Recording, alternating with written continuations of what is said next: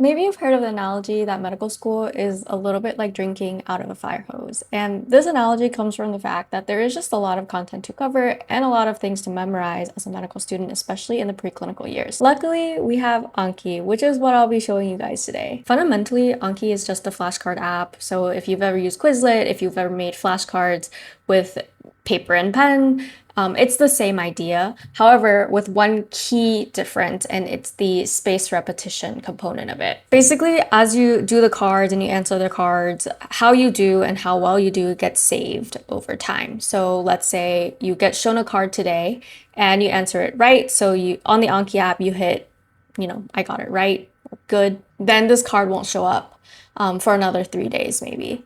And 3 days later, you'll get this card again. And then if you get it right again, it'll be another week, let's say, before you see that card again. Now, if you get the card wrong and you tell the system that you got it wrong, then this card will show up the next day. The key idea with spaced repetition is that easy cards get spaced out over time, but they'll still come up, whereas hard cards show up for you more frequently until you get it right. This is great if you have things that you have to memorize for a long time. So for example, things you learn at the beginning of the semester and then you have a cumulative final exam. It is also really good for things like studying for the MCAT, where, for example, if you're studying for the MCAT over a period of many, many weeks or even months, if you're studying for it part-time, it's really important that you retain the things that you learned at the beginning of the study session until the day you take the test. I'm not saying Anki is the only way to study in medical school, but I will say that it is one of the best ways to retain content over time. With all of that said, today I'll be showing you guys my Anki setup, mostly how I got my Anki from this really ugly interface to this really beautiful one. I'll show you guys my favorite add-ons, how I get my cards, how I maintain my decks, and because I have actually neglected my decks for the last 2 weeks, I will show you guys what I do when I'm a little bit lazy and have fallen behind. So without further ado, let's get started. The first thing to do is to just get on the Anki website, which I'll link down in the description. You want to go here to download Anki and just follow the instructions, basically how you would install any software. They also have mobile versions. So the iOS app is called Anki Mobile, which you can download through the App Store. And the Android app is called Anki Droid, which you can download through the Play Store. All of the desktop versions are free. Android is free, but iOS is $20. You can decide if that is worth it for you. For me, because I have an Android phone, but also an iPad, I did end up getting the iOS version. And I'll show you guys later how to sync across all of these apps so that you can do Anki on the go and across devices. So now that hopefully you have Anki downloaded, this is what the screen is gonna look like. And so the next question is, how the heck do I get cards? Now, one thing you could do is you could just make your own cards. So what that would look like is you would just make your own decks. So I might rename this and call it my deck. Click add. You can make a front card and a back card. So hello. Add and close. And what I like to do back when I made all of my own cards is I like to make close cards. And the shortcut here is Control-Shift-C to make a close, and I'll show you guys what that looks like. And add and close. So now, as you see here, I've got 2 cards in my deck. Can study that.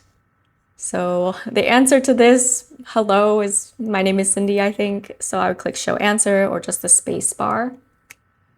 This is the basis of Anki. If I got this card right, I might click good or maybe easy. And if I click good, this card will show up again within 10 minutes. And this is what a closed card looked like. As you see here, this part I blinked out and I put Cindy there. So if I click space, it'll show me the close deletion. And again, I'll just click good. So here's the hello card again. And now this time, if I get it right and I click good, it'll show up tomorrow. So that's kind of the gist of how you would make your own cards. But maybe you don't want to make your own cards, which would be totally understandable. I did make all of my own cards and I was a huge advocate for making your own cards, but now I've kind of like changed my stance a little bit on that. Now I'm going to show you guys where you can find pre-made cards, both for the MCAT and for medical school. And this is the website called Ankihub. Now, of course, you can scour Reddit and find pre-made decks that people have made. But this is just, I guess, one place where all of this pre-made stuff has been kind of consolidated and edited. It is unfortunately not free. They charge a monthly subscription, I know, of $5, but what I would recommend is just subscribe for the $5 for 1 month, download the deck, then just cancel it. If you keep your monthly subscription, they'll push updates out, every so often, and you'll get those updates.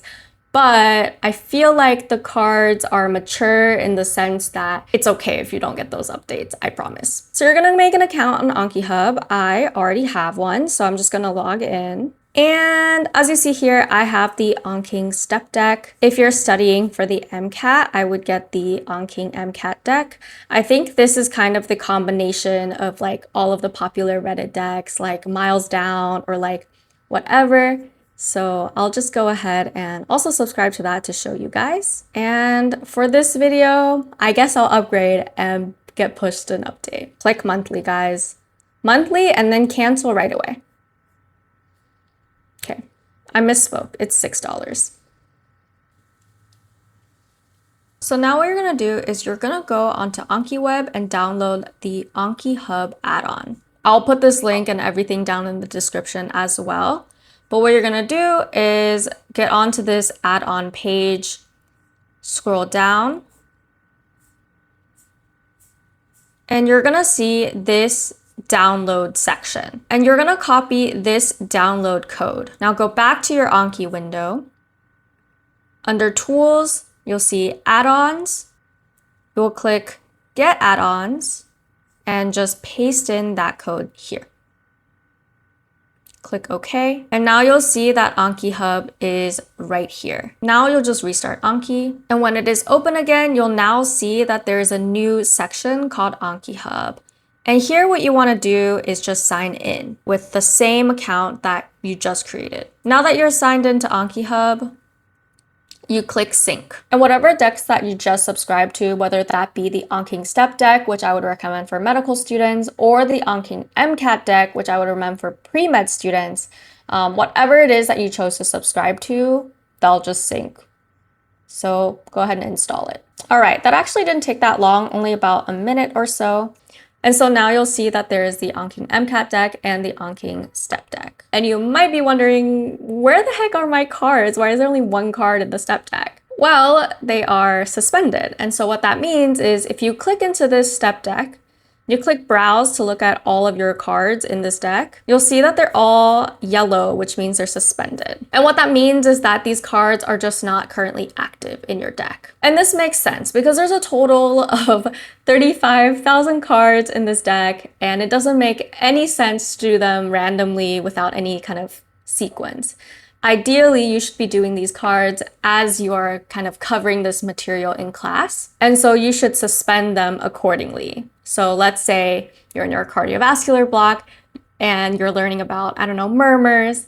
And so on that day, you should be unsuspending cards about murmurs. The great thing about these pre-made decks is that people have gone through each of these cards meticulously and tagged what the cards are about. So if you look in the sidebar here and you scroll down to tags, you can find all of these different options. So for example, if you use a third-party resource like Boards and Beyond, they are tagged by the videos. So I don't know, if you're doing psych, you watched the ego defenses video, then you can go ahead and unsuspend all of these cards with, on Mac it's Command J, or you can, right click and just click toggle suspend.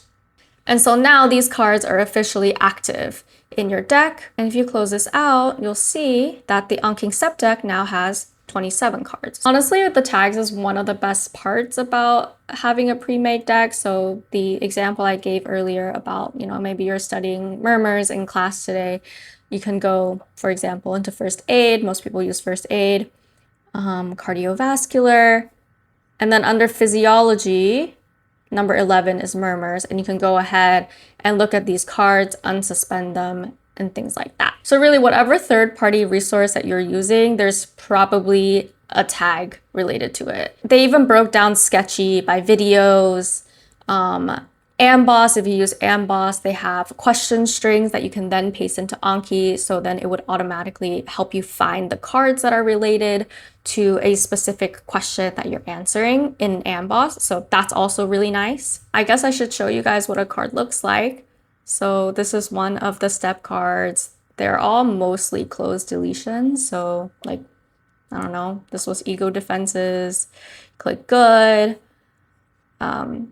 Yeah, that's pretty much it. For my pre-med students who are studying for the MCAT, let's quickly go through the MCAT deck.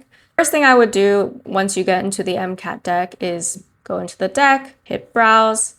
You're gonna see that everything is currently unsuspended, so I would just suspend everything. So Command A or Control A and then Command J to suspend. Now, how I typically recommend students study for the MCAT is use the Kaplan books and just read through the chapters. I really wouldn't take any notes. It's a waste of time. Just spend like 30 to 45 minutes reading through a couple chapters, then just unsuspend the cards. So literally under the MCAT tags, there's a Kaplan tag, and just click the book that you're studying, right? So like if you're studying your amino acids today, click on chapter 1 of biochemistry and then just simply unsuspend those cards and do them. It's as simple as that. Outside of the Kaplan tags, there's also the AAMC tags. I don't know, it's organized pretty well. And just as a note, like these tags aren't separate decks or anything. So you'll see that, for example, there's like the Kaplan tags and also the Khan Academy tags, but obviously there's overlap. And within each card, they can be tagged a multitude of things. So eventually, as you unsuspend things, as you do your questions, etc., you will, get through most of the deck, if not all of it. So that's a little brief rundown of how to get the cards, where to get the cards, and what the heck you're supposed to do once you actually get the card loaded into Anki. And so now that you have your decks, what do you do if you want to sync your progress across multiple devices? It's actually very, very simple. So you'll see a button here, sync. Now, they'll say account required. And so what you need to do is go on Anki Web and make an account. It's just ankiweb.net. This is the website that will allow you to sync across devices. You'll want to sign up. Now, this is different than ankihub. So this is a separate account, not the same username and password as the one you just made in order to subscribe and get those pre-made decks. So once you make that Anki web account, you can log in on the Anki interface and also log in on your second device. And then now you'll be able to sync your progress across your devices. And lastly, I want to talk a little bit about what to do if you're falling behind. And so for that, I'm going to actually go into my personal Anki instead of this demo one. So you'll see here that unfortunately in my anking deck, I've fallen behind by quite a bit. I would actually highly recommend not to fall behind. Like if it's during the semester, you're in preclinicals, just do Anki every day, make it a habit. Now, if it's the summer, you're not actively adding cards, you've taken a couple weeks off, and you come back and you're like, oh my God, what do I do with all of these cards that I have piled up? Well, this is what I typically do. I go into my deck, I go into options, and I just set the maximum reviews a day to something manageable. So maybe I want to get rid of 120 cards a day. And so now I have 120 cards that I'm going to do today, and then eventually I'll catch up. And then once I caught up, I'll start adding new cards again, and I'll change this maximum reviews to a higher number. It was 9999 before because I don't know. Full transparency, I did take a little bit of a break from doing Anki the last 2 weeks. That's why you saw, a couple hundred cards. You would know if you're an active Anki doer that a couple weeks off is typically thousands of cards behind. But because I'm not actively adding cards and I'm just kind of like reviewing things as I go, since I'm in my PhD, that's why my review count is kind of low. And that's really it. You now officially know how to use Anki, and you can just go about your life with the knowledge that you now have about how to use it. But if you want to go one step further, now I'm going to show you guys a couple of things that I do to, one, make my Anki a little bit prettier and thus a little more bearable and fun. And two, I don't know, just improve the functionality of it a little bit to fit my life. As I kind of alluded before, in Anki, there are add-ons. So if you go to the menu and click Tools, you can find the add-ons. And as you see here, there's a bunch of things that I have installed that I've kind of uninstalled or disabled for the sake of this video. So let's start with onigiri, which is one of my favorite add-ons that I've found as of late because it just kind of elevates the whole Anki experience. So as I've kind of showed you before, the first thing you want to do is go on to the add-on page. And again, all of these will be links down in the description. You want to scroll down to where it says download. And there's this little string of numbers that you then want to go into Anki, get add-ons, and just paste that code here. And because I already have it installed, I'm not going to install it again. I'm just going to toggle enabled. Then you just want to restart Anki. This is kind of what the plugin looks like. So there is a lot of settings that you can play with. So under onigiri, if you go into settings, you can change the font, you can change the color palette, themes, and my favorite is under, I think, menu, and you can change the main background. I just found something on the internet. I made mine Totoro, and when you go into each deck, it's another Totoro picture, so you can set all of that. It just makes it a little bit more fun, colorful, customizable. And there's like a gamification feature as well where you're kind of like earning coins to open a restaurant. I'm like not as, I guess, super into that, but I still have it enabled, so. And the next Anki add-on that I have is called Pass Fail. And so if you recall when I showed you guys what the cards by default look like and the option that you can click once you flip it, or I guess unclose the close deletion, there is again, easy, good, hard. So pass fail really just makes it more simple into pass and fail. So as you see here, if I click this card and I click show answer, it's either fail or pass.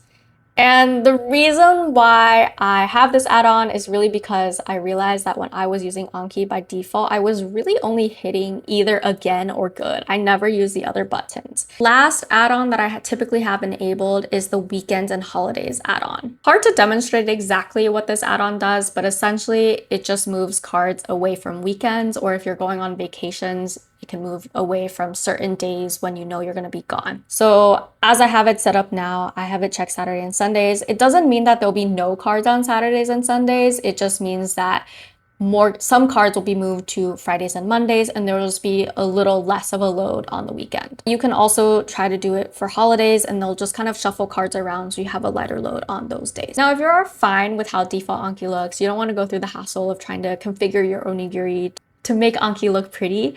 The two add-ons I think I would recommend to you is the heat map add-on and the more overview stats add-on. So again, these will be linked down below with the add-on code, but what the more overview stats add-on looks like is something like this. So how many cards are suspended, how many you've learned, etc., etc. The heat map add-on is already in the onigiri, and so there's no point to add it again on top of that.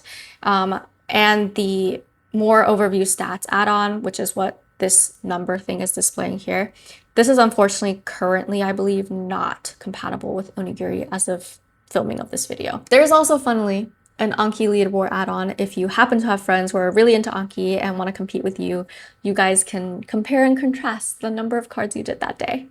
I did used to have this, and it was a little bit of fun, but I didn't have enough friends to compare the leaderboard with. That's basically all I wanted to talk about the Anki software itself, but I cannot leave without talking about my Anki remote. Basically, I use this so I can lean back and do Anki on my computer instead of having to press the spacebar and I guess 1 for again. It's kind of a quality of life thing, right? Because to this day, I do not enjoy doing Anki. I see it as kind of a necessary evil, like do this thing, it's good for you, like also you don't want to fall behind, but is it fun? No.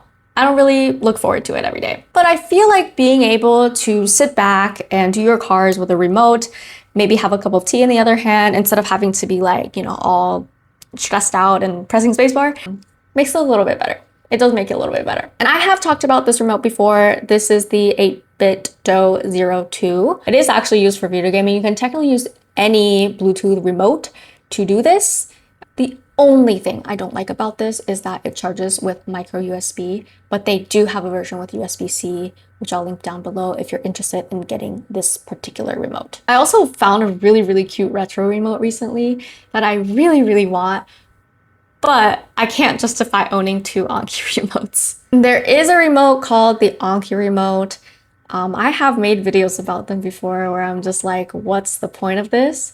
They recently rebranded to the study remote, maybe because Anki wasn't that happy with them using the brand name. I don't know. I've never purchased one because I think $40 for a remote is pretty steep. This, in contrast, is half the price of that. I spent $20 on this, and I also think this is a whole lot cuter. They do say it's easier to set up with Anki, and they try to say that as a selling point and probably why they're charging double the price. But I promise you, setting a remote up with Anki is very easy. There exists tons of tutorials. I've done it on Windows, I've done it on Mac, I've done it on iPad. I've just never had a problem, so I can't justify endorsing or spending $40 on a branded remote. I have ranted about them before because I really don't think they're worth it. I think they essentially just piggybacked on a bunch of medfluencers and pre-med influencers who talk about Anki. And so I think the marketing aspect of it is what's making them so popular and successful. But again, like if you have a Bluetooth remote just sitting around and you want to use that, use that. And if you want a small cute one that you can carry around, there's tons of options on the internet, not just this one, but this is one of the more popular ones. But really, any Bluetooth remote would work, and it's kind of a fun way to show off a little bit of your personality too. I'm gonna leave the video off here. Hope you learned something new. There's obviously a lot more I could talk about with Anki, and so if you're interested in any of that, or if you have any lingering questions, let me know down in the comments below. Thank you so much for watching, and I'll see you guys in the next one. Bye!